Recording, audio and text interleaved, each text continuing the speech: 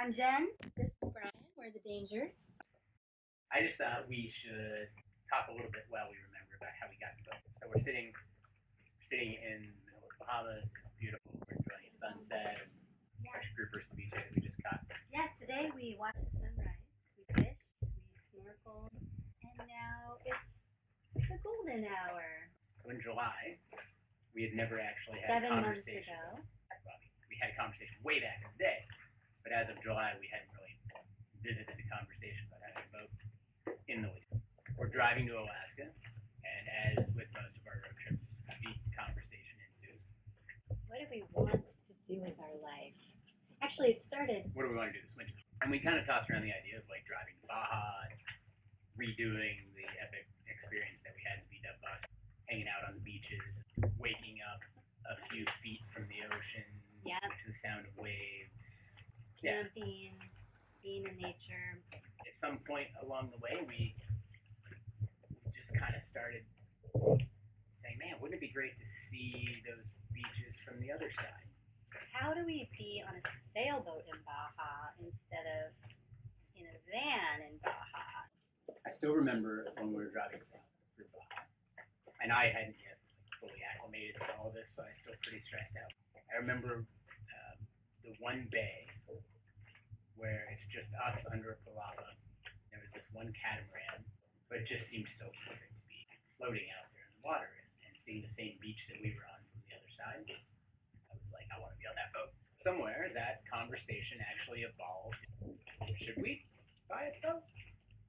I mean, I remember early on when we would always say, oh, we want to have a sailboat, that'd be great, but then it didn't seem fair to Karma. This didn't seem fair to Karma. So like, oh, we'll buy a catamaran. And then we looked at the prices of catamarans, and that was obviously never going to happen. But then even the idea of a catamaran, well, it didn't seem fair to the dog because, we were out backpacking and hiking and doing all these active things, and it didn't seem fair to trap her on a boat. But then somehow, during this drive, we realized that we were kind of trapped, and we weren't unhappy, but we're trapped in the van with the dog because she's not very active. At some point, mentally, I started thinking that the reason why we didn't have a boat before suddenly just felt like an excuse why we didn't have a boat.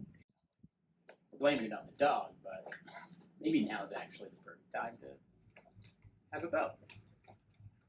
And then, of course, financially, we never thought we could afford a catamaran, but things kind of fell into place where we had these big projects planned to try and do renovations or build something on our own. We refied, and then we finally sold the property in Utah, which had been a weight around our neck for years. And we sold the van. And then we sold the van, which kind of completed that puzzle. Completed it, yeah. After buying the boat and then moving to the marina in Fort Lauderdale to live aboard the boat, and you're looking at our goals from last year, and you start laughing because it reads more underwater, more extended travel without flying, so definitely Karma's with us. More on the water, more under the water, more travel outside the Northwest, which we've, covered infinitely many times. Yeah. And then looking back, it's like, wow, well, we basically said we want to move on to a boat next year, but it never sunk in at all. We just could never see how we could make it happen. We're like, how will we ever find ourselves on a catamaran? We don't know how to sail. We don't have any money. We got to sell everything we own. We just could not connect the dots. And so we started shopping for catamarans, and 3 days later we put an offer on a boat, which is absurd. Yeah, but even though we couldn't envision ourselves buying a sailboat, you were still, over the last 12 years, getting emails when boats would come for sale.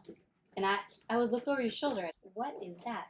How are you even looking at that right now? It was always a dream, right? I mean, it was kind of a lifelong dream. It's just not one that I necessarily thought would happen. But it also meant that when it's time, you already had some feel what our boat should be. Yeah. A rough idea of we want the smallest, cheapest catamaran you can buy. It's roughly 40 feet long. You know, it may not take us around the world. It may not win any races, but it could at least get us on board and in the Caribbean to enjoy some islands, right? And we could have gotten cheaper if we went older, but then you're talking about really needing to understand all the components and systems of the boat. Like, we want to learn those things, but we didn't want to have to spend the first 2 years worrying about everything breaking where we're trying to learn to sail in the port. Yeah. So as soon as we decided maybe this is the thing, and so I was doing some like research, what's available in that narrow niche of only a few years old and as cheap as you can buy a catamaran. And the one we really were after was this boat, but in Panama. We didn't have a broker. We're in Alaska and we almost never had cell coverage, so we kind of were just winging this thing. But we were going to put an offer on that boat in Panama. But you trusted your instinct because the gentleman selling it wasn't being very forthcoming with information. And so full disclosure is part of any sort of transaction. We weren't sure if the boat actually existed. It was kind of gray. Getting Karma to Panama wasn't we really weren't sure how we'd possible. drive down there. Yeah. Or what, we knew we could get there, but then what would we do with the van afterwards? And we needed the money from the van to buy the boat. And we just couldn't like complete the circle of how that would go. I remember we were searching for the last of these boats to sell. And I found a broker that sold that. If she knew about this one in Panama or could even confirm if it was, in existence or not. She just ran with it and started making calls about another version of the boat that was for sale in Florida. The opportunity was there. We thought we were ready. Placed an offer. Less than 30 days later, we're doing a survey sight unseen because we were still in Alaska. And so I remember we physically Skyped her and got a little FaceTimed her. And we wanted to be there. We just couldn't figure out how to get from Alaska. Either one of us would have to go. We wanted to go as a family. We couldn't do that. The dog. And so we kind of just realized, what are we going to bring to the table anyway? We don't know anything about boats.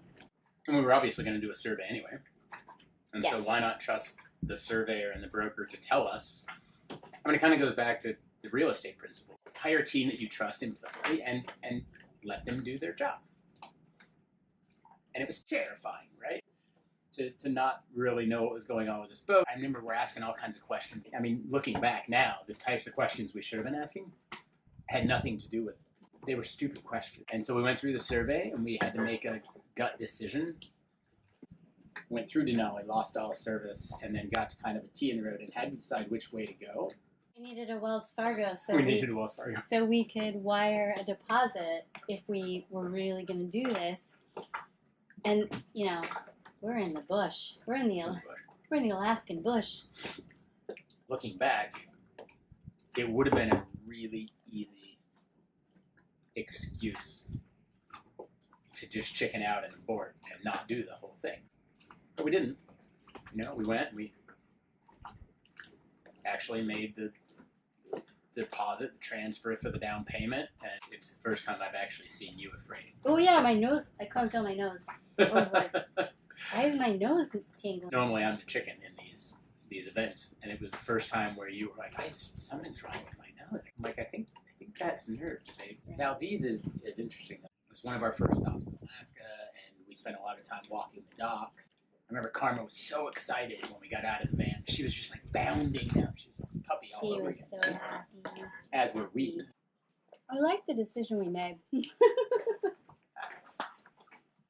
I'm thrilled.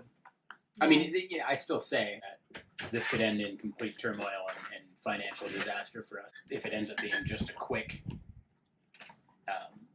jaunt, a quick adventure, and then we're done. We could absolutely take it. But I also remember we had that conversation. If we were going to go live in the Caribbean and island hop for a year, and it was going to cost X thousand dollars, which is a huge number, would we still do it? Yeah. Yeah. I think we would. And then we finished our trip to Alaska and back home. We found a place that we could send the boat to kind of make it through the first part of hurricane season while we were away and get a little work done. So it was an industrial marina. Because we wanted to add, the boat had not been a liveaboard.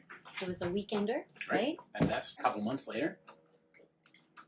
We sold it. Loaded all our stuff into a rental minivan and drove cross country to finally put eyes on and step onto the boat. And we're now almost 8 weeks in.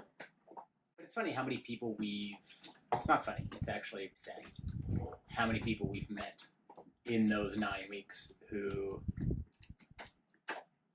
have aborted, tried forever to do this, thought it was their lifelong dream, sold the boat before they ever really got sailing, or sailed for a year and sold the boat.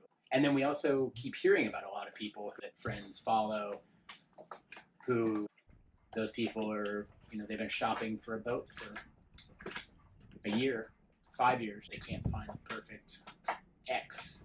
All the things haven't aligned. And my brain is built in a way that if we had waited a year, I would have surely talked us out of it. I've been terrified. And so I actually feel really lucky that well, of course.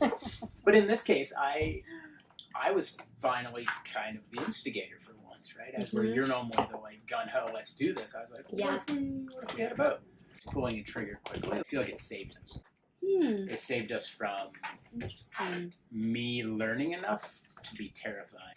I don't know, babe. I think you really have embraced this whole concept of what do I want to be doing right now, because I don't know what's going to happen in the future. If it's a question of waking up every day to say, where do I want to be today? And let's make it happen. Or if we have a goal, like a 10-year goal, why isn't it a 10-day goal? Or 10-month goal at least? I don't know. I'm on board. I'm not sure this is the only path for us. I'm super excited to be here right now, and this is pretty mind-blowing. Almost every single day I have a moment where I'm like, I cannot believe we're here. But I also do know that if we would have chosen something else right now, we would be finding a lot of joy in that too. We wouldn't even know that this even existed, right? It's But at the same time, it was always a lifelong dream. Yeah. And so at some point, it's really easy to keep talking yourself out of or making excuses that feel like reasons on why you can't do it. And so I'm really glad that didn't happen. I mean, I don't know if that was the trip to Alaska, or if it was just time, or if I've been trained so well by you. But I'm so thrilled. I don't think I trained you. I think I just tapped into something that was already existing that you just had never awakened yet. You're so sweet. 100% you, baby. Well, we're losing daylight. And the margaritas are gone. So I guess that's a wrap. Thank you. This has been Happy Hour with Jen and Brian. Episode 1. This is pretty good. It's not bad, right? All right then. Follow your dreams. And make out with your spouse. Yes. Yeah. And kiss a lot. And be in nature a lot. And breathe deep a lot. Whether that's yoga or a meditation or just exercise. And you'll never go wrong by listening to that beautiful lady right there. I don't even know what I'm talking about.